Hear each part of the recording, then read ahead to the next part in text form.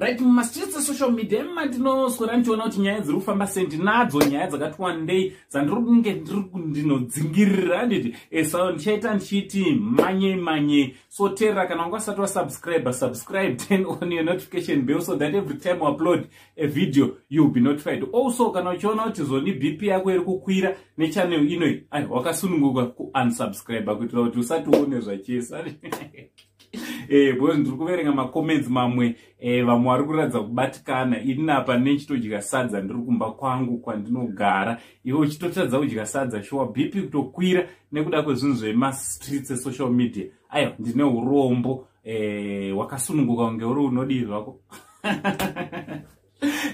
ndichizurudi kwese kwamuri vazukuru vasekuru seinji nyaya yandauya nayo vazukuru inyaya yekuti yebato nyowani ndichangozvarwa munyika yeZimbabwe.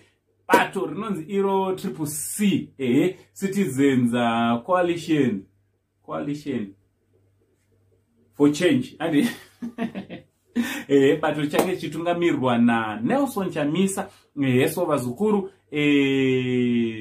ndo zvatangoti mwezi wati MDC alliance chichi azivharuvharu rubvurubvu wachona wakazongonyanya Nelson Chamisa akabaona zvake kuti zvakakodzera kuti anga ari anotangwa imwe party nevamwe vanomutsigira inonzi CCC ndo ine ruvara rweyellow gore rino 2023 kuchange kuchinakidzana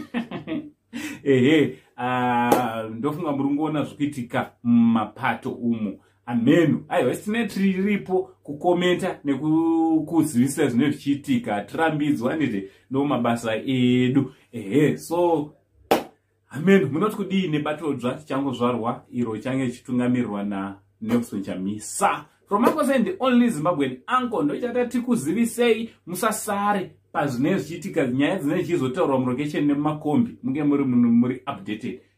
Much love.